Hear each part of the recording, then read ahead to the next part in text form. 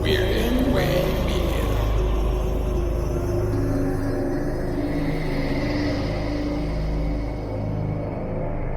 Hello, twisted humans. Do you find yourself wanting to know more about the latest murder, conspiracy, cult, or haunting? Then this is the podcast for you. I'm Alecia. And I'm Sierra, and this is Twisted and Uncorked.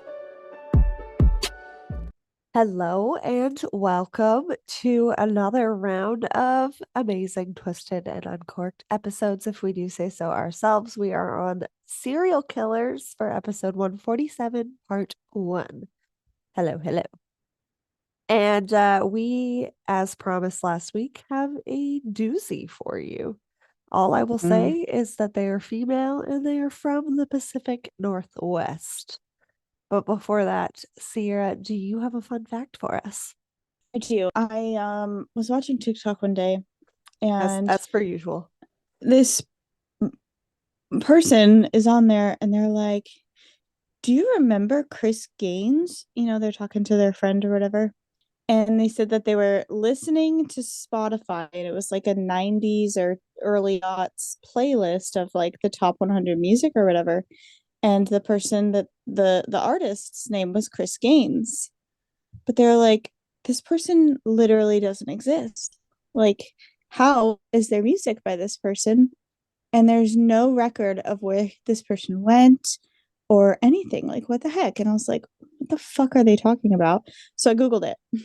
I love that your fun facts always have a backstory of how you got to it. That seems to be a new thing you're throwing into the mix every week, and I like it. I'm sorry. Yeah. In 1999, country superstar Garth Brooks decided that he wanted to try out rock or punk rock or grunge music. Okay. So he created a second identity named Chris Gaines and released an album by this name, even though it was fucking Garth Brooks. Didn't tell anybody he was doing it until a little later. And then, you know, he just had that one album, and then he was like, nah, it's fine, I like country music better, and he went back to being Garth Brooks. He just like created a fucking alter ego. He just casually came in and was like, musician. Yeah. He's like, actually, I'm gonna be two musicians. I like, what the fuck? I mean, we aren't the best example of this, but you know, brand consistency is important to a growing career, and when you're a country legend like Garth Brooks, I guess that you got to do what you got to do. It's so strange. He changed his image and everything. He looks like a Chris Angel mind freak type. He totally does. But he looks like weird. Somebody I would have had a crush on that hung out at the skate park when I was in high school or something. Yeah. It's so weird to me. That is weird. I like it though. I'm here for it. Yeah. What is your fun fact? My fun fact is a little bit of 90s nostalgia. So the chokers that we all used to wear in the 90s that kind of had that crisscross pattern type thing. Well, those were the ones that I wore, but they obviously came in a variety.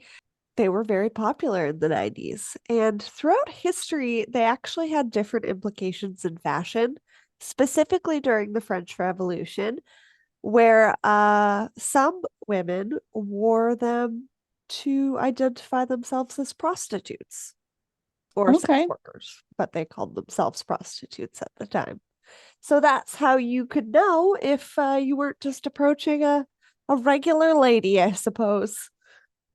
A lady that was just out to hang out with her girlfriends and was not interested in that type of work. You know, that's funny to me because even though they were so popular in the 90s for just like anybody, including like little children, people still today get like a weird racy vibe from it. So that's very interesting. I never knew that. I didn't realize there was a reason why people would get a racy vibe from a fucking choker. Like, it's just a fucking necklace. What? history, like all of our ancestors just know this, so that's why we're already like, ooh, you're edgy if you're wearing a Right. choker. Like, Yeah. Like it took a good minute for Jesse to come around to the fact that Sissy wanted to wear chokers. He's like, no, you can't do that. And I'm like, why? We all it's a did that. necklace. Like, Yeah. yeah. It's So, just I worn don't know. higher than a regular necklace. It's like in our DNA, like in our evolution, to think that maybe. Weird. I guess so. So I have a funny story. For those of you that watch on YouTube, I apologize. I am Rudolph the Red-Nosed Reindeer. It is spring season in terms of pollen here. Second thing I want to say is when we are recording this, it is the last day of February, and we are doing what we're doing dry February for Cancer Society. So we still wanted to honor that, but for the sake of it being a episode in March, there's a rosé involved.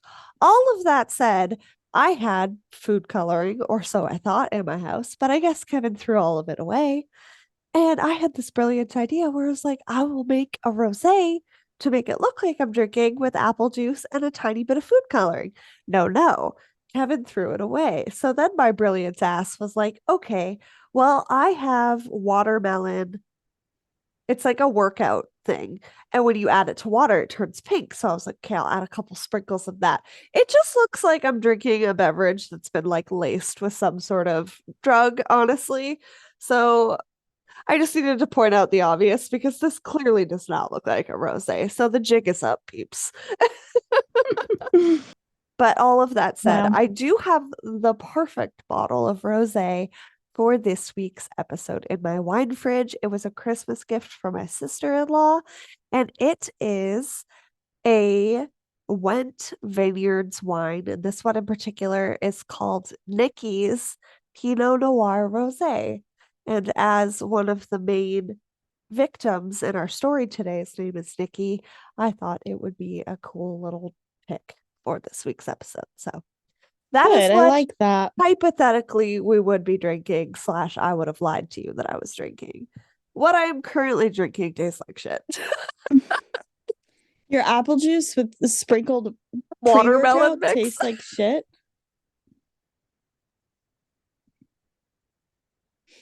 Yeah. Before we get into this week's case, though, we are going to hear a quick promo from a super fun 90s nostalgia podcast called Posh and Plastic.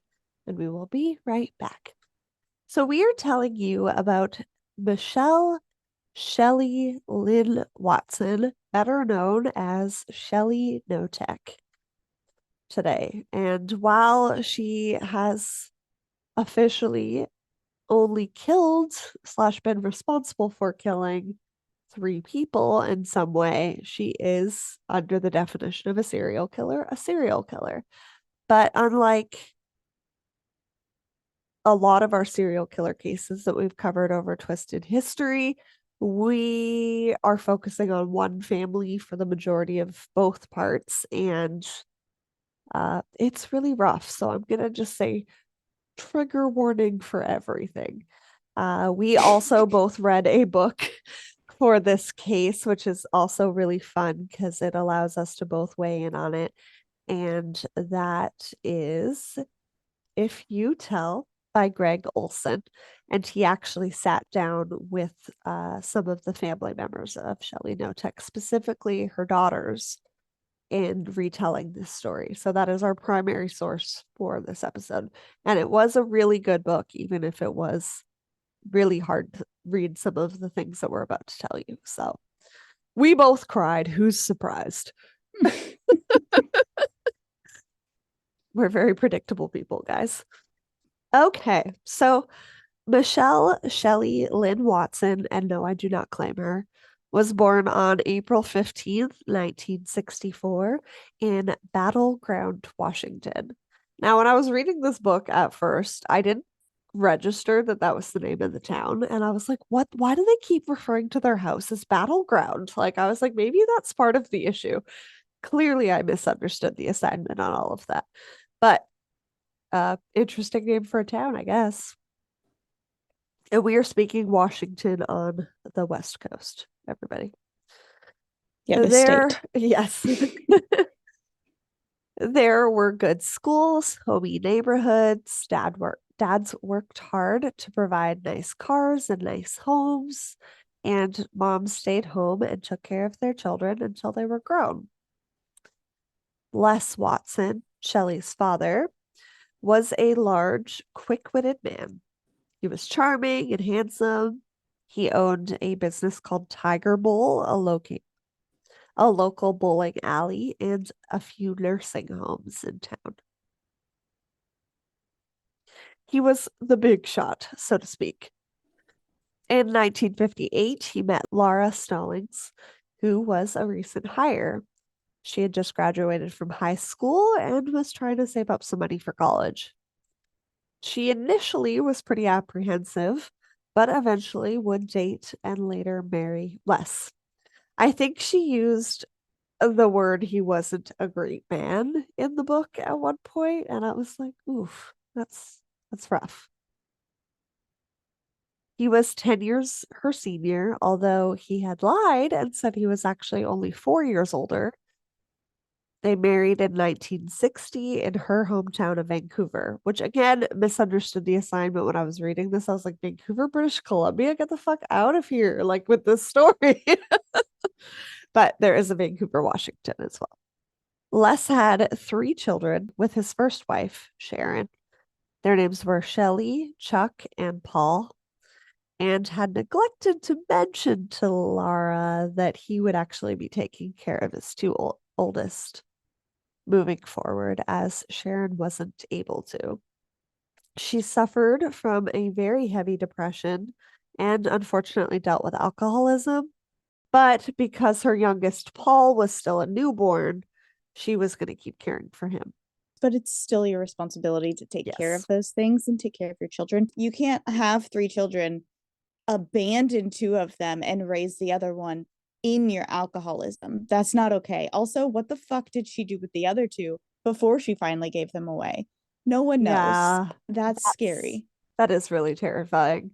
And unfortunately, we don't know, but I guess we can say that we see some troubling behavior in her children, like all 3 of them. So Yeah.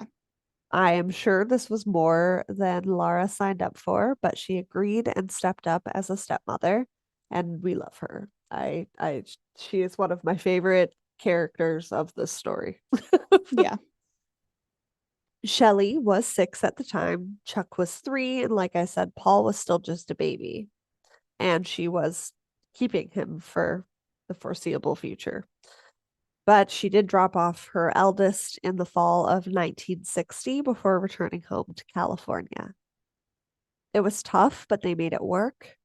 What struck Lara, though, as strange was the dynamic between Shelly and Chuck. Shelly always seemed to speak for him, almost as a puppet master, control him.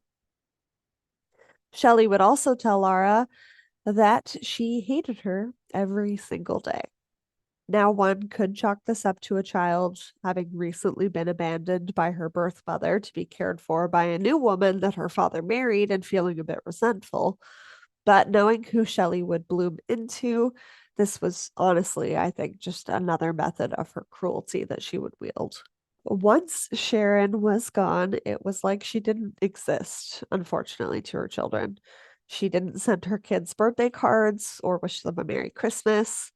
And it was incredibly sad, but Lara believed that her poor parenting was the result of the crappy childhood that she had herself, like I mentioned.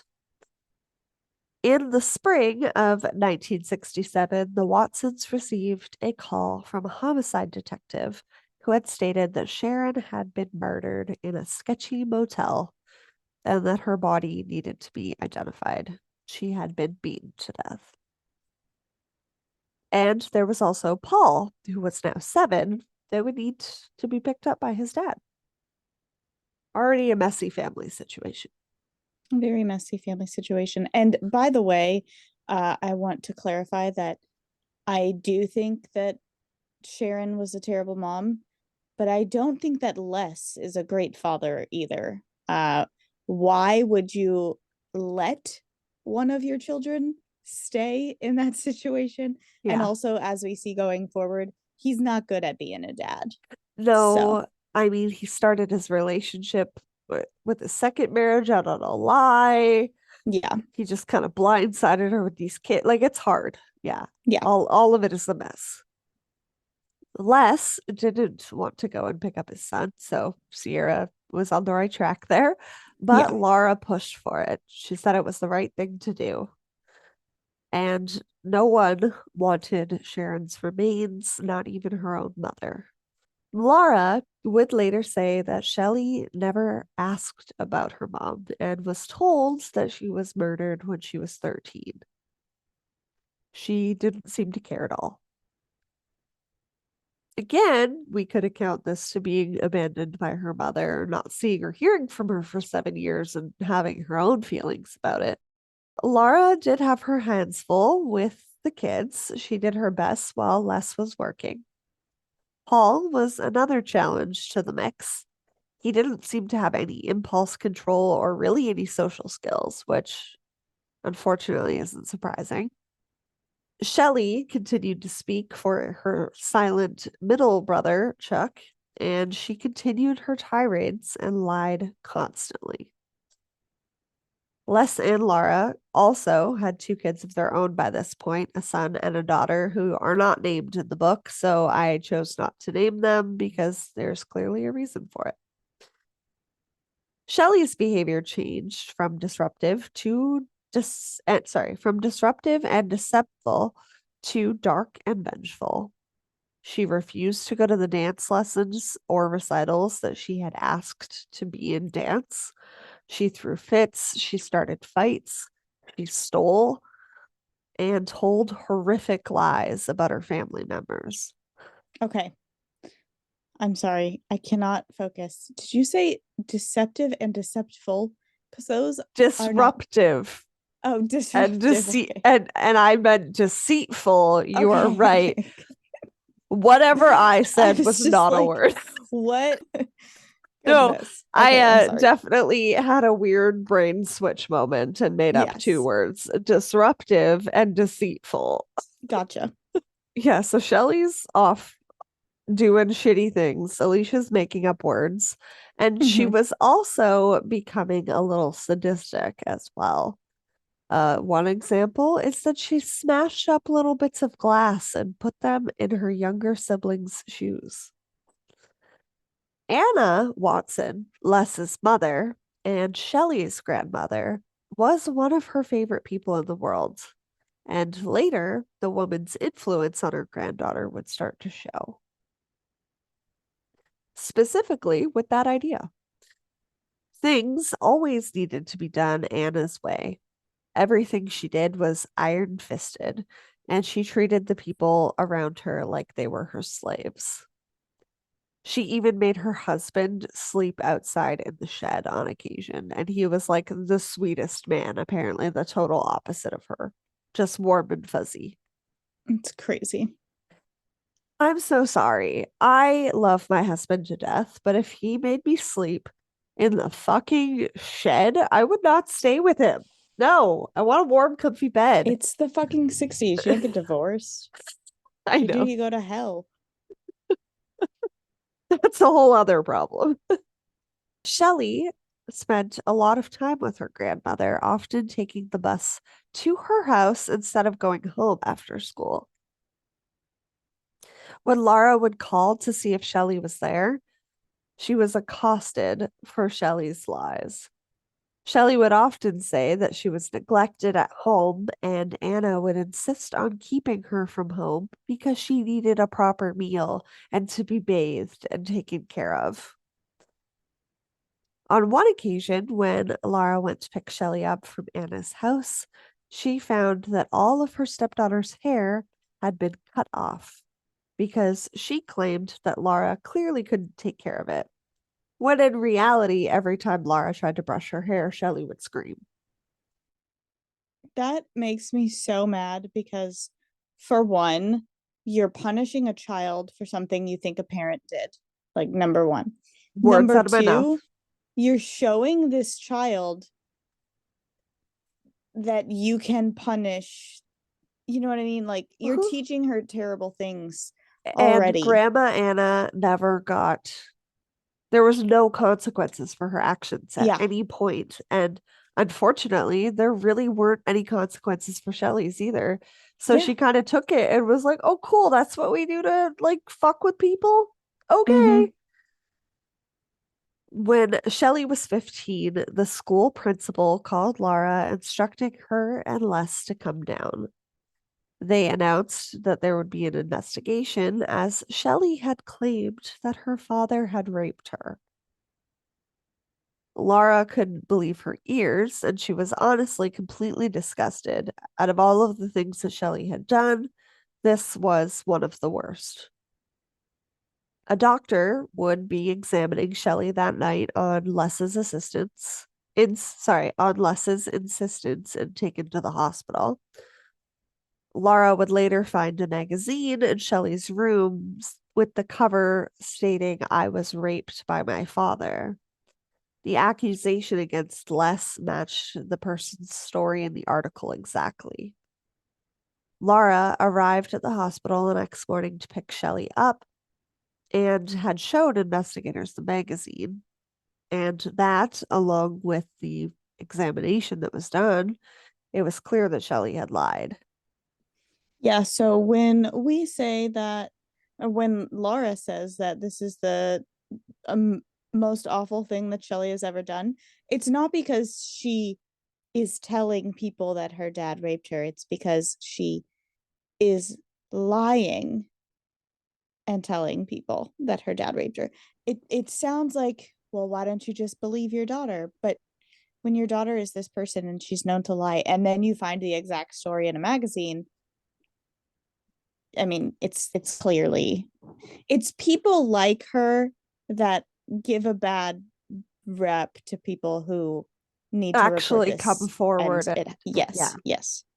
agreed. Like, yeah, it's not okay. And it further has implications for the whole family. Like, she had no regard for what an accusation would do to her father. Like, he would go to jail Yeah. for the rest of his life. You know, the custody of the kids might be in question. Laura might be under investigation for letting it happen. Like, it spirals. So, but she didn't care. Les and Laura did family counseling with Shelly and tried to gain an understanding of what was going on and why she would feel the need to come up with a lie like that. But she continued to insist that nothing was ever her fault. She didn't do anything wrong. Following the rumors of this accusation, her high school didn't even want her to come back. And neither did any other high schools after hearing about Shelly's record.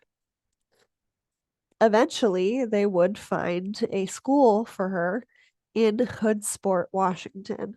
So Shelly went to live with Laura's parents because it was closer for school. That, and it was clear that she needed a little change in her environment. Mm-hmm. Even Laura's parents became afraid of setting Shelly off. They walked around on eggshells in their own home, not wanting to trigger her in any way. She was unpredictable and volatile. Instead of doing the dishes, she threw dirty dishes away or simply wiped them down with a tea towel, which is so gross. I'm sorry. Hand washing dishes is risky business because if you're not cleaning it properly, it's fucking disgusting. But just to wipe them, like, ugh.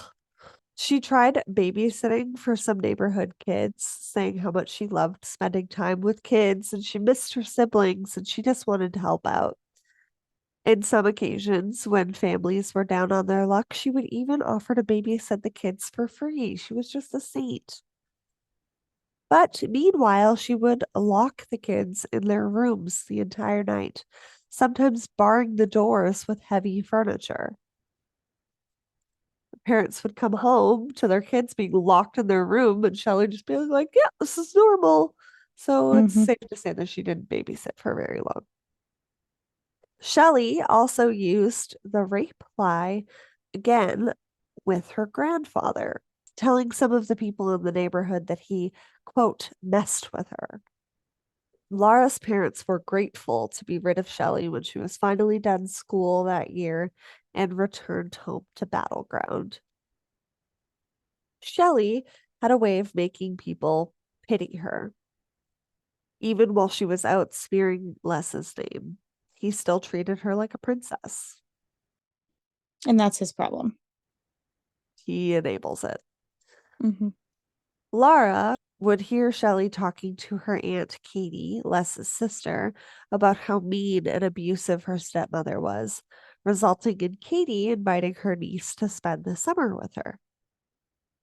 But Shelly had caused such problems between Katie and her uncle that they actually ended up getting a divorce not long after Shelly's stay. Now, it is not clear if there was problems before this, but she causes a tumultuous environment, so that would test any relationship. Shelly, now just shy of 18, started dating a boy named Randy Rivardo in the summer of 1971. She was stunning and caught his eye right away. At the time, she was still with her Aunt Katie in Murraysville, Pennsylvania. But after she graduated, Randy stayed behind and Shelly returned to Battleground. She took a job as a nurse's aide at one of her father's nursing homes, and she missed Randy, so she tried to think of a way to get him out there. She called him and said that her dad would give him a job as a maintenance man and put him up in a rent-free apartment, where he was able to save for school faster. They got to be together. It was a win-win for everyone. By the time that Randy arrived in Battleground, it was like the Watsons were already planning the wedding between the couple. They were incredibly welcoming and encouraging of the relationship. In February of 1973, Randy and Shelly would be married. Randy was young and nervous, and it kind of struck him as odd how eager Les and Laura seemed to want to pawn off their daughter. No one from Randy's family came to the wedding because Shelly never sent the invitations. How could any family member object to this arrangement if they're not there? Shelly and Randy moved into a trailer that Les and Laura owned, much to her dismay. It was small and a little on the shabby side, but perfect for a 19-year-old newlywed couple to get their start. Shelly started missing work, though, due to extreme menstrual cramps, and eventually her father was forced to fire her. She stayed at home, not contributing at all, while Randy was working and going to school. She wanted a new car, so she went to her dad, and he obliged despite everything that had been done to him and his family at this point, and like Sierra said, enabling. He bought her a pale pink Buick convertible, think Barbie, but she wanted a Volkswagen Beetle. She screamed so hard that all of the windows in the house rattled. She called it a horrible old maid's car. Later that evening, she took sleeping pills and alcohol and appeared to have overdosed. She was rushed to the hospital and had her stomach pumped, but all that came back in the toxicology report was the presence of Advil and alcohol. She was never in any danger of dying. It was all because she didn't get what she wanted. Ridiculous. Anybody walking into that situation would take it seriously. What reason don't they have, right? Like, again, giving people a bad name, Shelly. Mm-hmm. One day, when Randy had returned home from his college classes, he found that their trailer was in complete shambles, and Shelly was bloodied. She ran to him and cried about how a man came in, attacked her, and raped her. The story was is that he clearly intended to rob their trailer, But when he saw her, things went differently. But after conducting a search and examining and interviewing Shelly, the sheriff came to the conclusion that Shelly's injuries had been self-inflicted. And I'm assuming this is based on the angles and shapes in which they were. Yeah. She's a liar, but not a very good one. No. But she continued to insist to her family that she had been raped. She said that it wasn't safe and that they shouldn't live in the trailer anymore. Instead, she had her eyes on a cute little house in town. She acted like she owned Battleground. Quote, she left unpaid bills at gas stations and grocers. She bounced check after check.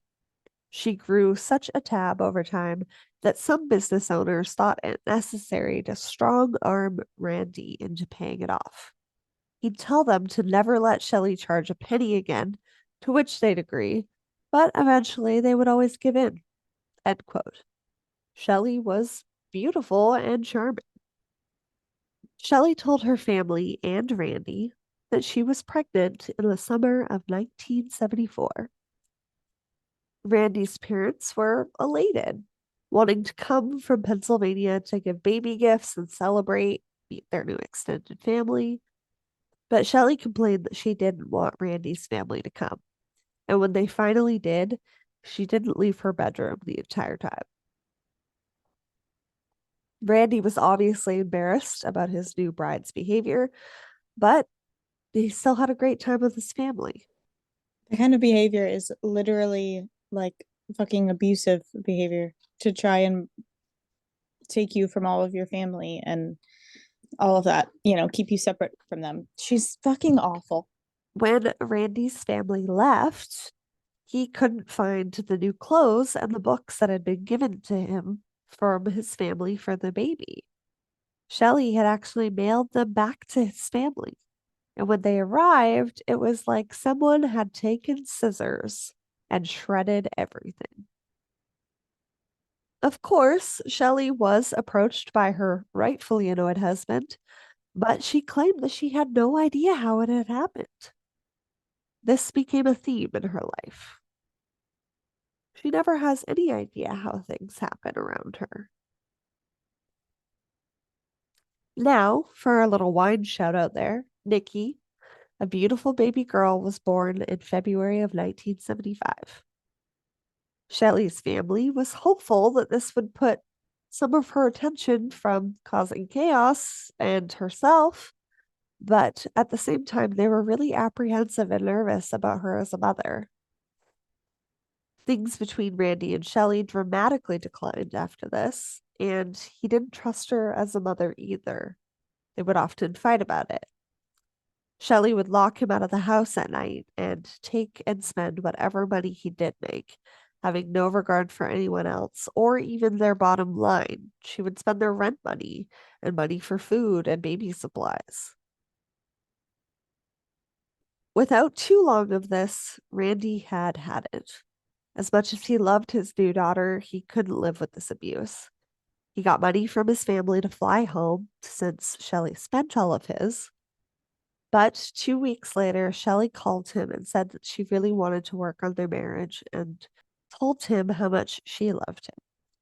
He said that her and Nikki could come and live there. But not long into this arrangement, Randy ended up filing for divorce. His family was completely disgusted by her behavior, and she continued to drive him more into debt. Shelly dropped off the map for a little while after this as well.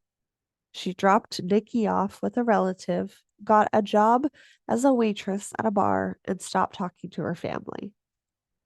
This relative was concerned, confused, and not prepared to take care of a baby, so called Laura to come and get baby Nikki. It would be a whole year before Shelly reappeared for her daughter. Laura fought this, but there wasn't a whole lot that she could do legally other than keep a close eye as she could on her granddaughter. That reminds me of Casey and Kaylee Anthony. Like, I just decided I don't want to be a mom for a little bit, so I'm going to drop my kid off and leave. Yep. Like, you can't do that. I'm so sorry.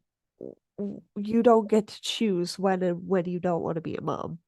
It's Yeah. either all or nothing. Like that's, but again, a little bit of nurture in that instance. She was abandoned by her kids, or sorry, by her mom. So in her head, she was Yeah, her probably mom like, did the this is same thing. fun.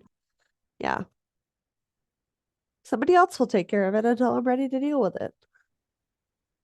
Shelly lied to Nikki, telling her that her father had abandoned them and that he and his family didn't love them.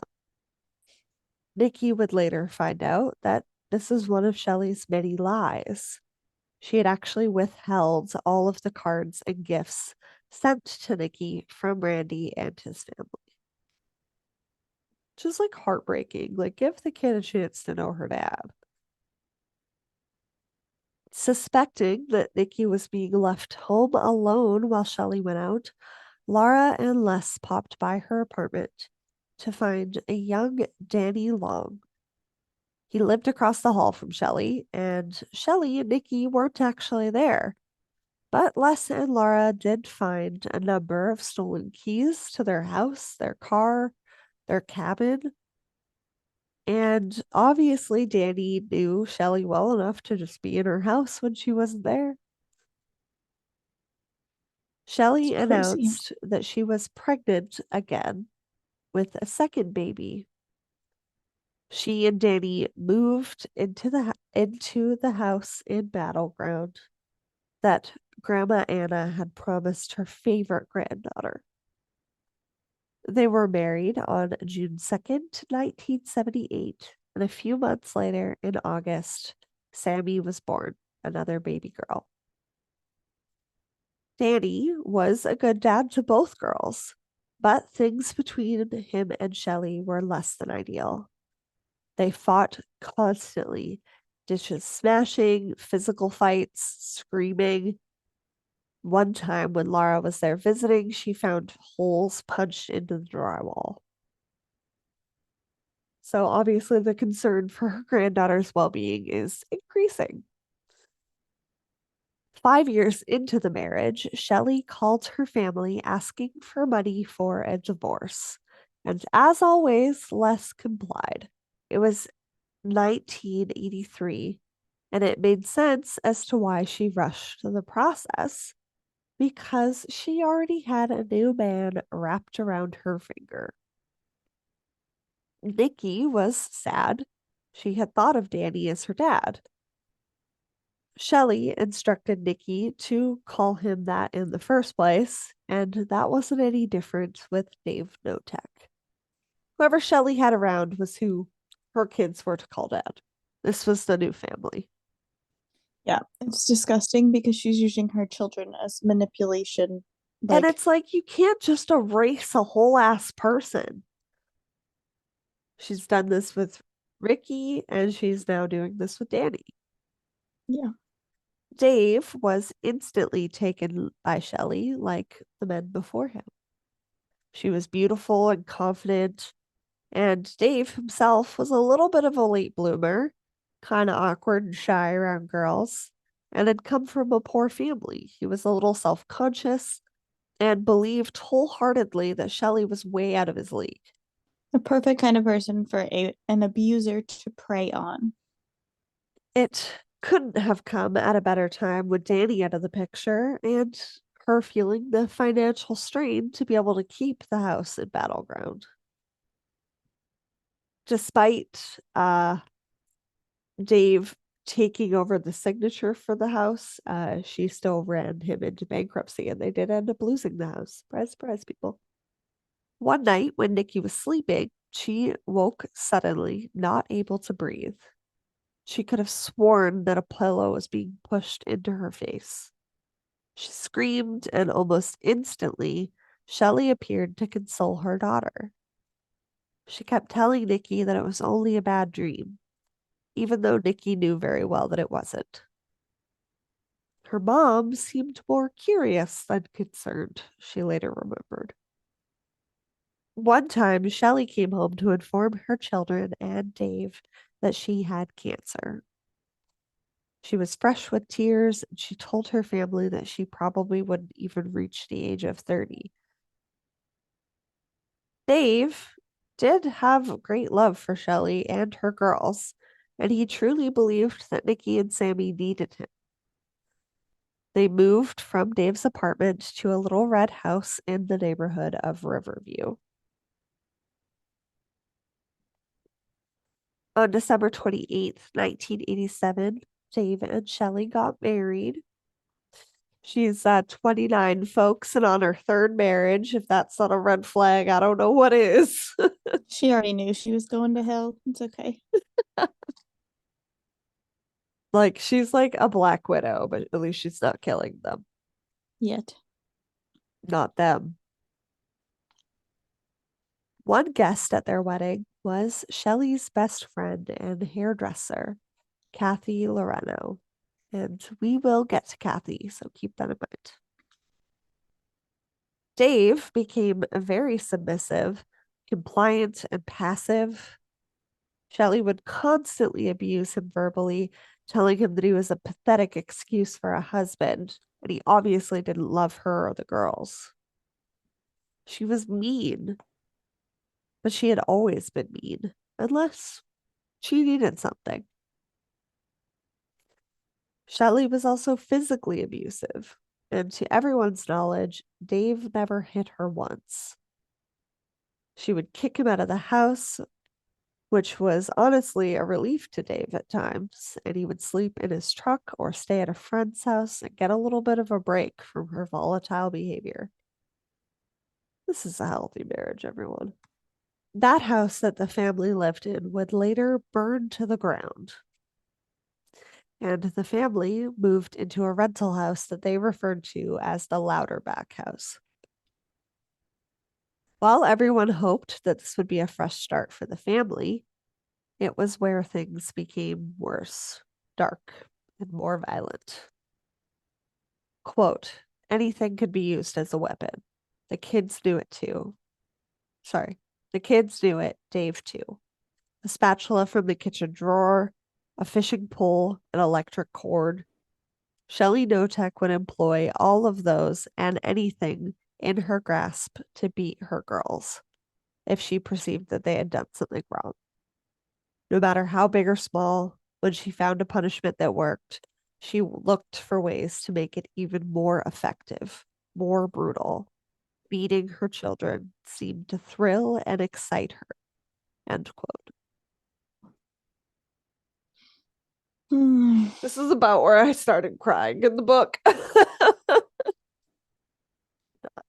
Her daughters learned to wear extra clothing to bed so that it wasn't cold when they were dragged outside in the middle of winter. She would scream all sorts of nasty things at them, that they were fucking little bitches, worthless, losers. They made her sick. Honestly, just awful. One day, she announced that they weren't allowed to shower. The well in their house was allegedly running dry, and they had to ask if they wanted to shower or use the washroom, according to Shelly. The girls would seek them when they could, but overall, they were embarrassed to go to school like that, and people teased them. Nobody wants to be the smelly kid in class, okay? God. Nikki and Sammy coped by talking to each other and laughing and coming up with ways that they would get Shelly back. They learned to hide their bruises and they tried not to think about how much they hurt. Nikki was the target of many more of Shelly's attacks. One of the worst attacks was what she referred to as wallowing. Her mom would scream and yell at her, flipping on the lights in the middle of the night, and force her to strip naked, go outside into the mud, where her father would silently spray her with the hose while she cried and begged for it to stop. Shelly would lock Nikki in her room for days, weeks at a time. On one occasion, when Shelly was chasing Nikki to beat her, she pushed her through the glass door of the kitchen. Nikki bled from all of the cuts all over her body, and only when Shelly realized how bad it was did she actually back off. Not just back off, she babied the child because that's what abusers do. They hurt Yes. you and then they love They you through it. backpedal. Yep. Nikki remembers this as being a rare moment when Shelley realized that she had gone too far and actually said that she was sorry. She actually took Nikki out for dinner, I'm pretty sure that evening, if I remember Mm-hmm. correctly in the book. Despite all of this, the girls never said anything bad about their mother. The most that they would even let slip to their grandmother was that she was a little weird. Shelley's brother Paul was in and out of jail, and his son, 13-year-old Shane, was rarely cared for. After spending some time on the street, he went to live with his Aunt Shelley in 1988. Nikki was now 14 and Sammy 10, and they loved having Shane. They all got along really well and they viewed each other as siblings. Classic abuser move coming. He moved into a room in the basement that Shelley made all cozy for him. He started calling Dave and Shelley mom and dad. Things were looking up for him. He was a good kid. He was really determined not to end up like his family. But the love didn't last long. Soon after Shane arrived, Shelley had endless chore lists for him to complete. If tasks weren't done to her satisfaction, she would start taking things from his room as a punishment. His pillow, his blanket, and at one point his bed. Shelley even took away his shower privileges and bathroom privileges, just like she had with the girls. This whole time, Dave, by the way, is like, he thinks because he's so socially awkward and young and does not understand life yet, you know, that this is normal. Yeah, This and is a also normal Dave family. works a lot to pay Uh-huh. for the family and all of Shelley's spending and her alleged cancer treatments. So for all he knows, while they're gone, they're just being little fucking shits too. Like, Right. He said she was an amazing mom, but the yeah, kids were bad. yeah. That's why she punished them. I'm so So sorry. No kid that's is her ever so lies. bad that you should force them out naked in the fucking mud in the Yeah. winter. I'm so sorry. And this was really hard for Shane as well because he was also going to a new school, moving into a new neighborhood, and kids in his class went from thinking that he was super cool and like the girls thought he was cute, and that he wasn't allowed to shower and he was all greasy and wore the same clothes every day. And like eventually people just teased him and thought he was weird like the other girls. Mm-hmm. Laura Watson was eager to see her grandson and planned a visit to the Knotek house. But every time she tried to come over, Shelley would make an excuse, or she wouldn't be there when Laura arrived. Laura sometimes waited for a few hours before Shelley would come home with the kids and say that she forgot and that she was so sorry she got the days mixed up, or whatever lie she could come up with on the spot. Much like Sammy and Nikki did, Shane and Nikki bonded over their hatred of their mother. They all knew that their mother was not normal. This didn't happen to other kids at their school as far as they knew. When they watched sitcoms and movies, they knew that this behavior and these punishments weren't common.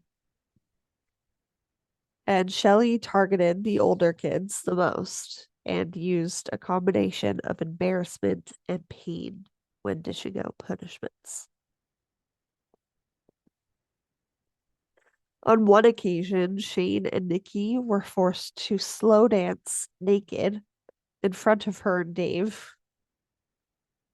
Sammy happened to sneak a peek of this scene and saw how uncomfortable they both were. They were both crying and asking for it to stop, and rightfully so. Like, this is your sibling.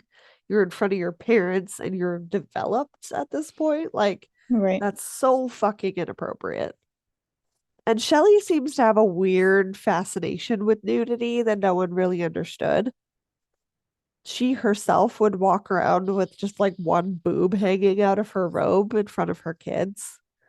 And like, yeah, it's one thing for your kids to see you naked when they're like children and like really young and they don't. Like, that's not really a thing. But when you're an adult and they're teenagers, like, it just feels inappropriate. Dave worked hard to provide for the family, like I said. And Shelly sat on the couch most days watching TV and eating O. Henry bars when she wasn't torturing her kids. In the winter, on occasion, Nikki and Shane were forced to strip naked and sit back to back on a hill by the house in the snow until Shelly decided they could come back inside. Or sometimes she would just force them outside for 5, 6, 7, 8 hours, sometimes a full day before eventually letting them back inside. They eventually learned to start hiding coats and blankets and warmer clothes outside so that on these occasions that they were forced out there, that they would at least survive. As much as they hated their mom, in some ways it felt better than having no mom at all. Nikki and Shane joked about how they would get rid of Shelly and fantasized about running away. Now, I said that we would get back to Kathy, Shelly's friend from the wedding earlier in our story. She would babysit the kids on occasion, and the kids really liked her. She was kind. Sammy specifically remembers that because Kathy was a hairdresser, she would do the girls' hair for them, even offered to do their friends' hair. And not long after Shane moved in, Kathy did as well. She was down on her luck and had lost her job as a hairdresser recently. And Shelly was quick to swoop in and help her friend in exchange for a little help with the kids. This is how Shelly managed to sell Dave on the arrangement, that is. He wasn't too fussy about having another mouth to feed in the house. Kathy was sure to follow all of Shelly's rules and took on a role as a caretaker for the kids. And they were mostly annoyed to have another person in the house barking orders at them. But at the end of the day, Kathy was really just doing everything that she thought was right. She, like Dave, thought that the kids really were misbehaving in some way and that it was necessary to be a little stricter with them. She would say things like, your mom is, going through cancer treatments. Why can't you do more to help? But it really wasn't Kathy's fault. They knew that and that she was just going along with Shelly's world. She also seemed to like worship Shelly in a way and look up to her. I think this was Kathy's own insecurities in herself. And, you know, in the classic abuser way, Shelly would love bomb Kathy and then turn around and call her a worthless bitch. Yep. By Christmas of 1988, Shelly was pregnant with her third child. Kathy was moving into the space between Nikki and Sammy's room upstairs. Kathy was the second child of Kay Thomas, born in the summer of 1958. Kay had been living in North Hollywood at the time when she met and married Kathy's father. He was working for NBC at the time, while Kay worked at a high-end cosmetics counter. Kathy had an older brother and a younger sister, Kelly. Money was often tight with their mother. She was beautiful and she kind of went from man to man, with the family always moving around often. Honestly, kind of sounds like Sharon's upbringing. But eventually, Kay would buy a camper, driving up and down the coast with the kids. One day, she announced that they would be moving to Washington, where she had taken a job as a cook at a steakhouse. By this time, Kathy was 19 and the middle of her cosmetology training. She moved the credits that she had gotten by this point from Simi Valley to a beauty school in Aberdeen. The family settled into a small house, and Kathy helped keep them afloat, paying most of the bills when she finished school and got a job at a salon. She babysat neighborhood kids for free and obviously helped take care of her family and her siblings. She was always there for people. She was just really kind. She was way too nice She was and way too nice. perfect to prey on. Yeah, Shelly's good at picking them out, hey? Mm-hmm. And that's not to say that anything is wrong with Kathy. She is 100% a victim. Dave, I have mixed feelings about. When Kathy's father died in a workplace accident, she was awarded the proceeds along with her brother from a wrongful death lawsuit. She really wanted to be independent and get out from under her mother's roof. So she bought a place of her own not far from them. She had regular clients and things were looking up, but unfortunately, this didn't last long. She started to drown financially. She became extremely depressed and she eventually lost her job and was forced to move in with her mother, who was less than welcoming and told her daughter that she was going to have to start paying rent if she was going to be staying there, which, in Kathy's opinion, was absolutely uncalled for after everything that Kathy had done to help her mom when she couldn't pay for everything. Mm-hmm. So she was obviously thrilled when her best friend Shelly claimed that she really needed her friend and that she could live there for free until she got back on her feet, as long as she helped out with her kids and, some chores around the house. Dave Knotek was feeling the pressure being the sole provider for the family, and with another baby right around the corner, he was working more than ever. In fact, he was rarely there at all. He thought of their incoming baby, of course, as a blessing. He loved Nikki and Sammy like they were his own, but this was a child that him and Shelly had created. That, and with Shelly going through chemotherapy for her cancer, it was a miracle that they were even able to conceive in the first place. Yeah, it sure was. Tori was born in June of 1989. She was allegedly, according to Shelly at least, a preemie and had some serious breathing troubles. On occasion, Shelly would announce that Tori had stopped breathing, but that she had magically managed to revive her. It really seemed strange, though, how often this seemed to happen.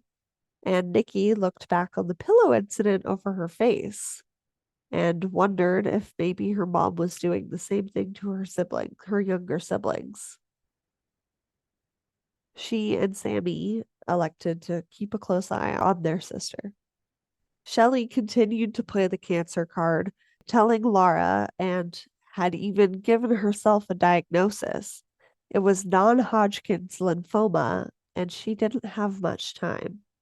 She also complained of medical bills, of which Laura, being the warm and welcoming grandmother slash stepmother that she was, offered to help. But the cancer and the treatments seemed to go on for far too long. In fact, at this point, they had already been going on for years. And it was becoming very clear to Laura that either Shelly was lying or she was some sort of miracle, having been told multiple times that she didn't have much time to live. She became suspicious, believing that this was another one of her stepdaughter's lies. She even cornered Dave, asking if he had actually seen any of the medical bills or gone to any of her appointments. How do you know that she's even telling the truth? Dave said that he would go to the appointments, but that he wasn't allowed to go inside, and waited for her all day while she was in her chemotherapy appointments. Which, if anyone does a quick Google search, I know we're not on the right timeline, but chemotherapy is like a couple hours max. You're not there all day. This is where I'm like, Dave is just So so blind. gullible and he really thinks, why would she lie about it? No one would do that. Yes, people do. Your wife is one of those people, dude. Like, I'm so come on. sorry, but there is a special, like, I know that there's like the alleged, I know that hell's not really real, but there's like the alleged 7 levels of hell based on what you did. And I always say on the podcast, there's a special place in hell for people that do this. In my hell, there's just a bunch of different rooms where people that lie about fucking having cancer go to one spot. Like, just why? Like, why would you do that? Yeah. People that slow down before turning on their turn signal. Kathy was lonely, having become kind of estranged from her family. She had no money of her own, and Shelly began to shift in her treatment towards her, calling her a loser, pathetic, saying that she was nothing. She barked orders at Kathy like she was a servant and hit her over the head with whatever was nearby if something wasn't done to her satisfaction. She took away her clothes and bathroom privileges, sounding like exactly like what she did to her kids so Mhm. far. She was rarely fed, and when Shelley would find remnants of half-eaten food, she would beat Kathy for it. She started making her do chores inside and outside completely naked, no matter what the weather was. And slowly, Kathy's personal belongings and clothing started to disappear. She was covered in bruises, her skin was dull, and she sank deeper into her depression. When the family would go anywhere in the car, Kathy was instructed to ride in the trunk. She got in there as if there wasn't anything completely fucked up about that situation, not wanting to upset Shelley. And at this point, so beaten down that maybe a part of her thought that that's just where she deserved to be. Yeah. Did you put the gaslighting in there? Which one? The Which element of sleepwalking. gas? Oh yeah, yeah. I did. I was like, what time? Yeah. Yeah. Shelley would make up lies just like she did with her kids, gaslighting them. Get out of my head, Sierra. Oh, I'm sorry. I should probably just pull up the notes. Claiming they did something as an excuse to punish them. On one occasion, she said that last night she had seen Kathy sleepwalking naked around Shane's room and that it had made him uncomfortable. She dragged the kids into her lies, forcing them to go along with it. And in this particular instance, she forced Shane to go along with it, saying, yeah, you did do that. And I was super uncomfortable. And when it came to punishing Kathy, Shelley would often force Shane to help her with that. Shelley would push Kathy down the stairs and then call her stupid and clumsy. Her bed was taken away and she was forced to sleep on the ground. She was no longer even permitted to bathe inside the house, and Shelley sprayed her with the garden hose for her baths. Nikki, Sammy, and Shane couldn't understand why Kathy didn't just leave. They didn't understand why she took this. They themselves had nowhere to go, but Kathy was an adult. Sometimes Kathy would be locked in a dark closet for days for a punishment. Sammy would try and sneak her in things and tell her that everything was going to be okay when her mom wasn't looking, which honestly like is really sweet. Like Sammy was like this little beacon, this little like sunshiny child to Kathy, and it just makes my heart sad. Kathy started to become a husk of herself. She no longer smiled, she rarely spoke, her energy decreased, her hair and her teeth started becoming more sparse, and she lost weight at an accelerated rate. She was covered in scratches and bruises. Now, we did mention that food privileges were withheld from Shelly's children and Kathy.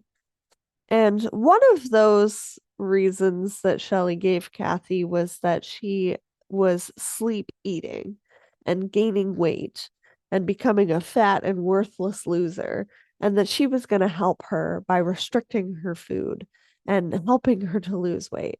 No, she's losing weight at an accelerated rate because she's not eating. She's not getting nutrients. Her hair is falling out as a result. Shelly started having Shane beat Kathy, and as a result, she started to fear him. It's like a Pavlovian response. She saw Shane come around the corner and she thought that she was going to get beat. Even though she must have known that in some way, that it was Shelly's bidding. If he didn't help Shelly or go along with one of her crazy lies, he himself would be punished. He would be forced to wallow, or one of Shelly's other favorite punishments were to duct tape her children's hands and feet together and have them sit completely naked and just shove them in the corner of the house and tell them not to move. I think I have this later in my notes, but I'll just say it now because we did mention that that would have been one of Shane's possible punishments, and how she dragged her kids into her bidding. She would leave the house and tell Sammy, for example, to make sure Shane didn't run away. And when Shane did run away, she would like hunt him like a crazy person for like days if it took, before finding him, saying how much she loved him, and convincing him to come home.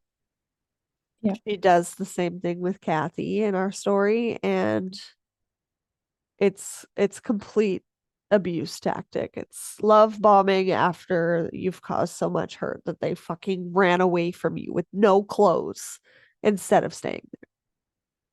As heartbreaking as it was, the kids were to an extent glad to have Kathy there, because with Shelly focused on her, there were less punishments divvied out to the kids. Kathy, in a way, protected the kids and would eventually sacrifice herself for them.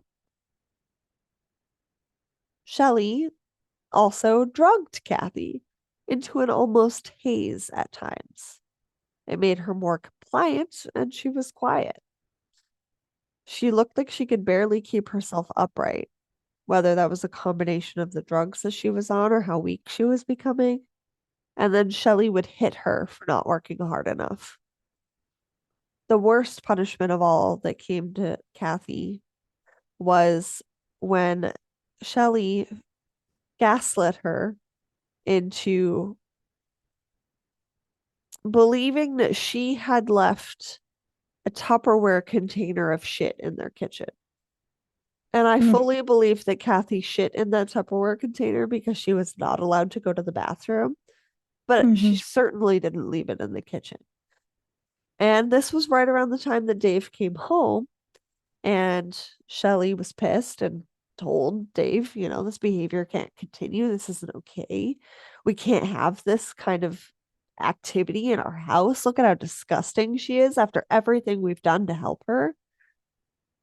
So she had Dave kick Kathy down the snowy hills surrounding their house, completely naked, and force her to climb back up the hill before he did it again and again and again and again. Hearing a little bit of commotion outside, Shane, Nikki, and Sammy would watch this punishment, thinking, how do we stop this? This isn't okay. But also being too afraid to intervene for the sake of what might happen to them. The next day, Nikki went outside and saw the bloody snow all the way down the hill. Shelly started claiming that Kathy stunk and that she was disgusting and dirty, and forced her to bathe outside. But instead of actually giving her proper soap, she started just pouring bleach all over Kathy's skin and spraying her with the hose. And if anyone doesn't know, bleach burns your skin. It's corrosive. Especially when you have open wounds. Kathy would scream and cry and beg for it to stop. But apparently, according to Shelly, it was what was best for her. It was what was going to help her. By this time, the family had moved to a new home, one that was a little bit more secluded, and there were multiple buildings. It was described as a miniature farm. There was an old, rundown barn. There was pipe buildings. There was old chicken coops. And there was basically one neighbor that really couldn't see or hear anything that was occurring at the Knotek house. Shelly even had her kids spy on the neighbors and go to different areas on the property or out into the neighborhood or out onto the road to see what could be seen or heard from their house, knowing full well that if anyone were to overhear any of these screams or cries for help, that they would be in trouble. On one occasion, her jig was almost up. One of the kids that rode the school bus with Sammy had said that they had seen a naked lady running in the front yard of the Knotek house.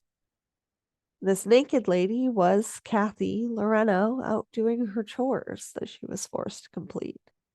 Now, Sammy, being completely embarrassed by this whole situation, was told to lie. Said, oh, that was just my mom, not this lady that she is holding as a fucking slave. That is supposedly her best friend. The punishments and the seclusions became worse. Instead of locking Kathy in a dark closet, she was forced to sleep in the equivalent of a wet, damp shed for days. She was withheld fresh food, even by this point, with Shelly blending up rotted food for her to drink. She would watch Kathy drink every last drop, of which Kathy would reply gratefully and say that it was so good. Sammy would do everything that she could to help her friend. She would bring her what little belongings she had left, like posters that Kathy had previously displayed in her own room. She would try and provide any comfort that she could while Kathy was locked in the cold for days on end, becoming sicker, weaker. But Kathy begged her not to, because at the end of the day, this would only make it worse. When Shelly found the posters that Sammy had brought to Kathy, Kathy was dealt a severe punishment. By this time, Kathy Loreno had lost more than 100 pounds. Her tall, sunshiny exterior becoming hunched and beaten down, and she didn't even fight back anymore. Even when the kids would give her an opportunity to escape when Shelly wasn't there, Shane himself promising that there would be no repercussions to her at all, that she just needed to run to get away. She knew there was no point. Anytime she tried to run away in the past, Shelly would just find her, like she did Shane and Nikki. Also, shouldn't have anywhere to run away to anymore because she's been isolated from everyone. Exactly.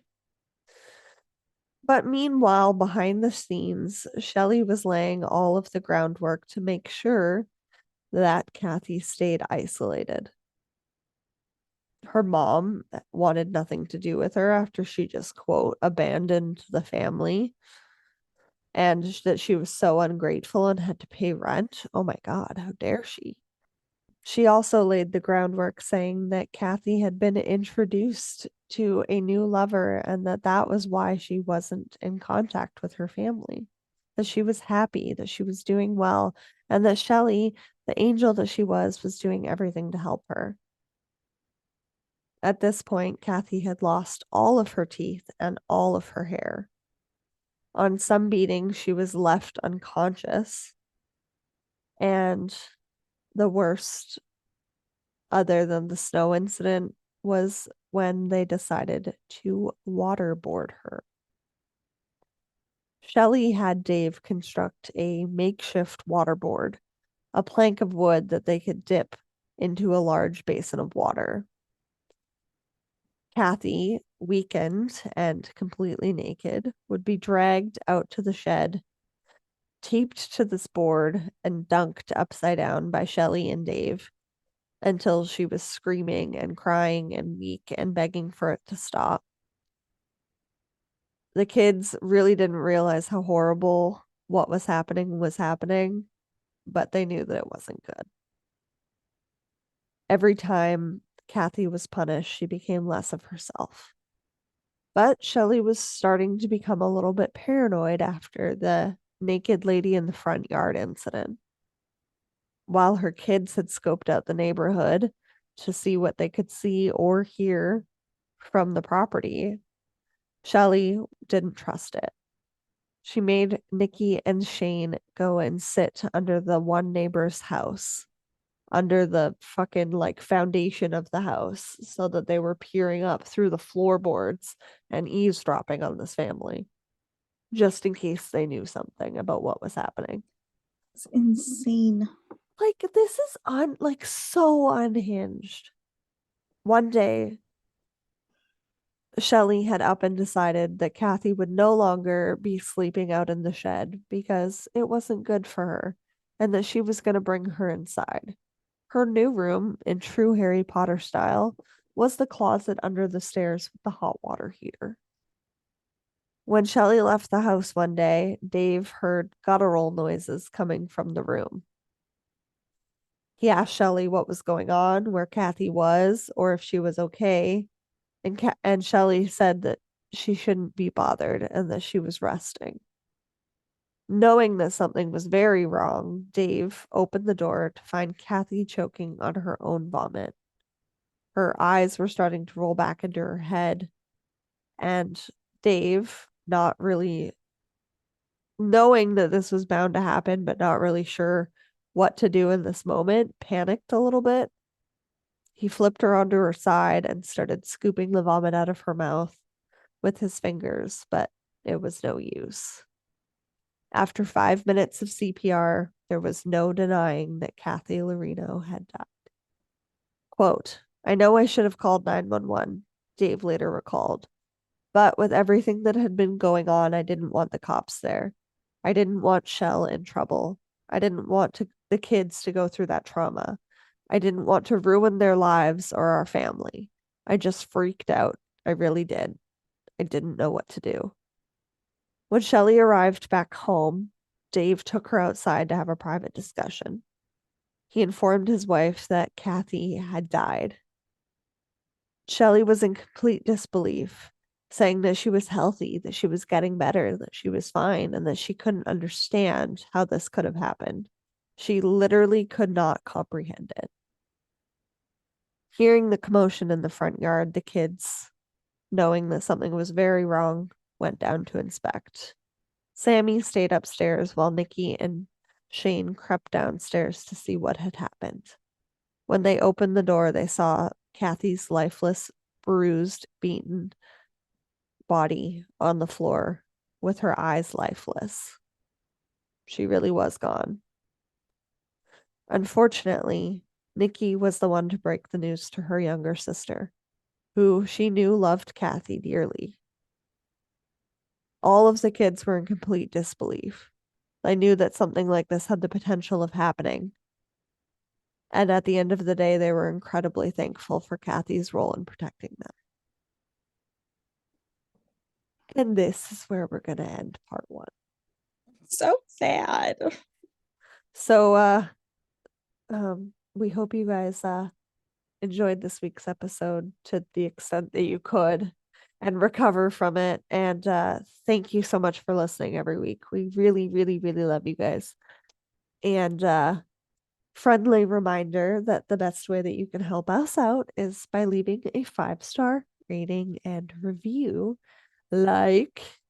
Love these ladies. This podcast is fabulous. Highly recommend. By GHSGG on Apple Podcasts in the US.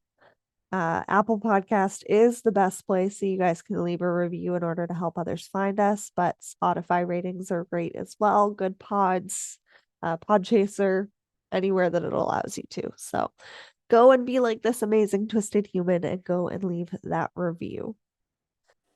Before we end this week's episode, Sierra, is there anything positive that you can put into our ears to end us off here? I have a date night scheduled, a double date night, I guess. Well, it's like 5 of us. It's weird because it's like there's a Wait, who's third the wheel. fifth wheel? Yeah, Jesse works with, there's 3 people in the barber shop. So me and Jesse is one of the couples, one of the barbers, and his wife is the other couple, and then the other barber. Well, that's fun though. It's But yeah, we're group going of to friends. get hibachi and then to watch a play. Oh, what play? I'm super excited. Little Shop of Horrors. Oh, that's so fun. Yeah. It's been a hot minute since you guys have had a fun night out. Yeah. I'm happy I'm for you. excited. The last time was when you went new boot goofing. Yeah.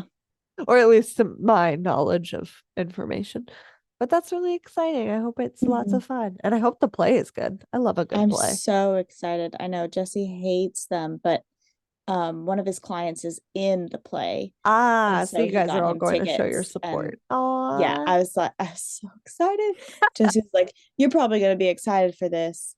And I was like, hell "Why are you yeah. taking me to a play? You hate plays." And he was like, "Yeah, I know, but It's one of my I was clients. giving the tickets." Yeah. I was like, I'm so excited. Oh, He hates plays. I love that. Well, you're gonna have to let us know next week how that goes. Mine are never as good as yours lately. I am incredibly thankful for our patrons and our listeners for donating to our Canadian and American Cancer Society Foundation. We were able to raise $100 towards that, so that was really awesome. So I am grateful for that. I am also grateful for good friends. I was having kind of a crappy week, and one of my friends popped by last night at the end of her shift just to kind of have like hot chocolate with me and just catch up and vent about the shit. So I am thankful for that. That was just kind of like a quiet but fun night, but unfortunately I went to bed really late as a result. So it is what it is. Join us next week for part 2. But until then, we love you lots. Go and leave those reviews. If you need more content, we've got a ton over on Patreon. And in the meantime, keep it twisted. Twisted and Uncorked is a proud member of Weirding Way Media. Hosted and produced by Sierra Zorn and Alecia Watson. If you like the show, don't forget to leave a 5-star rating and review wherever you are listening now. It really is the best way to spread the word. You can check out all things Twisted on our website, twistedanduncorked.com, and we will see you next Tuesday for a brand new episode.